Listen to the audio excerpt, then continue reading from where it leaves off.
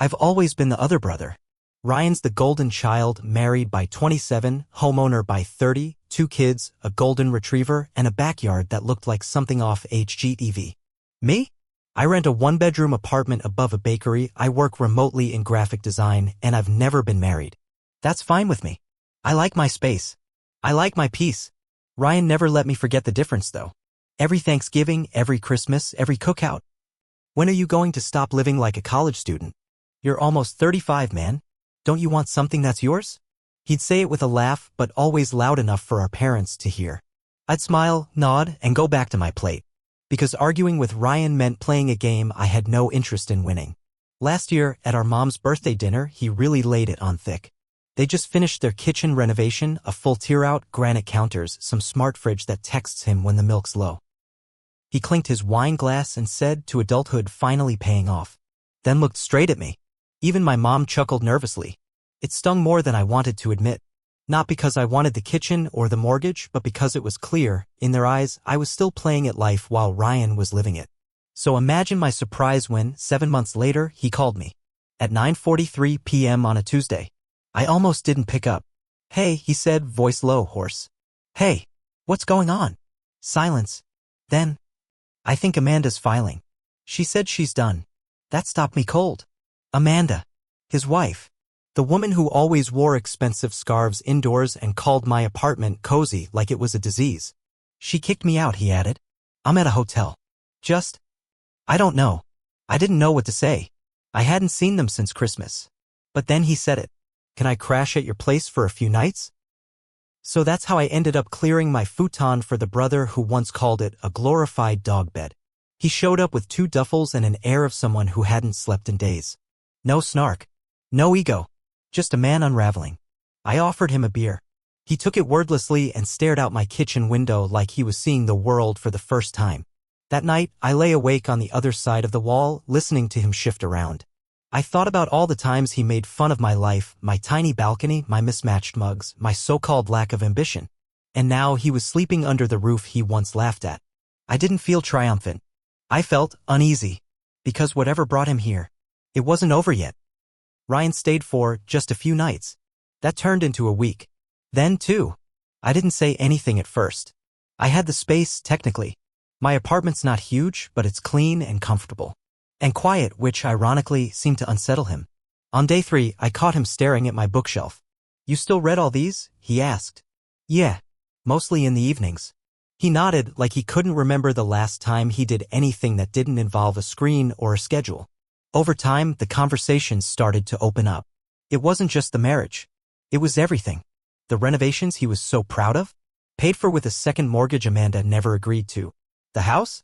Being sold per the divorce terms. His job? He hadn't told anyone, but he was on probation at work after missing multiple deadlines and snapping at a junior associate in a meeting. I built this whole thing, he said one night, staring at my ceiling. And I didn't even like most of it. I didn't know what to say. For once, Ryan wasn't performing. He was unraveling. But the tension came back in strange ways. One night, I came home to find him reorganizing my kitchen cabinets. You don't have a spice rack? He asked, confused. No. I don't cook much. He laughed a little too hard. Later that week, he offered to help me budget in case I ever wanted to grow out of this place. I told him I liked my apartment. Yeah, but don't you want something more permanent? That hit a nerve. I set down my coffee and finally asked. You mean like a marriage that falls apart or a house you can't afford? He flinched. I regretted it immediately, but also I didn't. That night, he didn't come back until after midnight. Didn't say where he'd been. Just muttered sorry and disappeared into the living room. The next morning, I found my bookshelf rearranged. Alphabetical. By genre. Ryan's way of apologizing, maybe. Or trying to make sense of something. Then came the email. I opened my laptop that afternoon and saw it. Forwarded by Ryan. It was from Amanda's lawyer.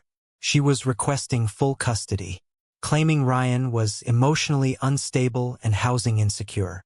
My name was mentioned. Apparently, Amanda didn't think my bachelor apartment was a suitable place for the kids to visit. Ryan hadn't told me they were fighting over custody. He hadn't told me she'd weaponized my life to do it. When I confronted him, he sat on the futon, jaw clenched, eyes red. I didn't want you involved, he said. I didn't think she'd go that far. I stared at him. All those years he mocked my life, now it was a liability. An inconvenience. A reason he might lose his kids. I let you stay here, I said. I dropped everything. And now I'm the weak point. I didn't mean it like that. No, you never mean it.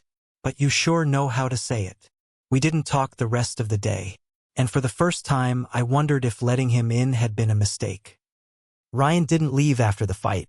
But something shifted. He stopped reorganizing my stuff. He stopped making snide comments. For 2 days, he barely said anything at all.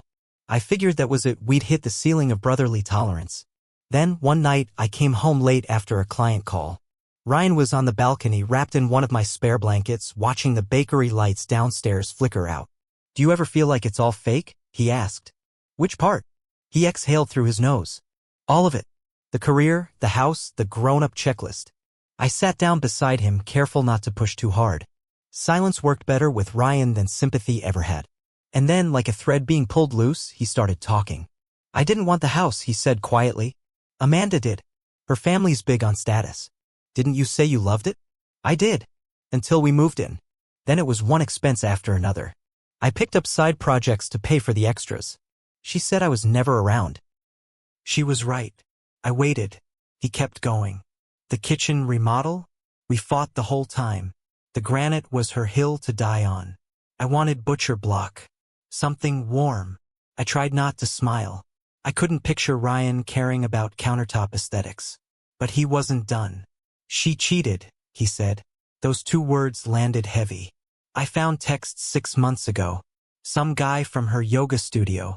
She said it was emotional, not physical. Like that made it better. I didn't say anything. I knew this wasn't about my opinion. I didn't tell Mom. Or Dad. You were the only person I could think to call. That stunned me more than the confession. Me, the brother he laughed at for living over a bakery. The renter.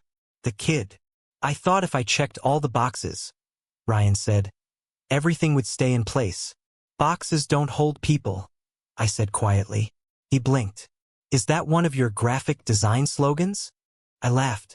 For the first time in a while, it felt like we were just brothers again. Not rivals in some unspoken family contest. After that night, things slowly started to change. Ryan stopped sleeping on the futon. He found a sublet near his office, a 1-bedroom in an older building. Nothing fancy. He said it reminded him of mine. He even asked where I got my bookshelf. Amanda dropped the housing insecure argument once she found out about his lease and the fact that he'd started therapy. He didn't win full custody, but he got shared weekends. He cried the first time the kids slept over in his new place. He sent me a photo of them eating pizza on a mattress in the living room. They said it was like camping, he wrote. I didn't reply. I just hearted the message. A few weeks later, Ryan stopped by my place with a housewarming gift. A wooden spice rack he'd built himself. I figured you needed one, he said, smiling sheepishly. Trying to make me more of an adult? He shook his head. Trying to say thank you. It's funny how quickly things can change when no one's keeping score anymore. Ryan and I started texting regularly, nothing dramatic, just memes, grocery tips, the occasional joke about who had the better neighborhood bakery. One Sunday, he invited me over to his new apartment. It was modest, clean floors, second-hand furniture, toys stacked neatly in a corner for the kids. I painted the walls myself, he said as we walked in. Took 2 tries to get the color right. It was a warm gray. Not trendy. Not showy. But calm. Comfortable. Kind of like him now. He offered me coffee in a chipped mug and joked, not matching. You okay with that? I laughed. You'd be surprised what I can handle. We talked for a while. He told me about co-parenting meetings, learning how to braid his daughter's hair, making pancakes from scratch, the kind with real blueberries, not just flavoring. There was no big apology for the past, and I didn't need one. He was showing up now. That was enough. A few weeks later, our parents hosted Easter brunch. I almost didn't go. I hadn't seen them much since Ryan stayed with me. I wasn't ready for more passive-aggressive remarks about my bachelor life. But when I walked in, Ryan was already there, sitting next to Dad, who was looking at him like he'd grown another head. Apparently, Ryan had just told them that he used to have it all backward. You know, he said as he nodded toward me, I always thought owning a house made you a real adult. Turns out sometimes it's just knowing how to be there for someone when it counts. Silence. Then Mom smiled and Dad nodded like he didn't quite get it but wanted to try. After brunch, while the kids were hunting eggs in the backyard, Ryan and I sat on the porch. I used to think you were stuck, he said. That you were playing small. Turns out you were just choosing peace. Not everything has to be big to be meaningful, I said. He nodded. Then, think I could ever get a place over a bakery? I grinned. Not unless you want to hear a mixer at 4 a.m. Sounds kind of perfect, actually. We sat in comfortable silence after that. Not as the golden child and the other brother. Just as two people who took different roads and finally stopped comparing the mileage. Ryan lost the house, the marriage, the facade. But somehow in the middle of all that he found something better. And I got my brother back, the real version. The one who finally knew how to stay.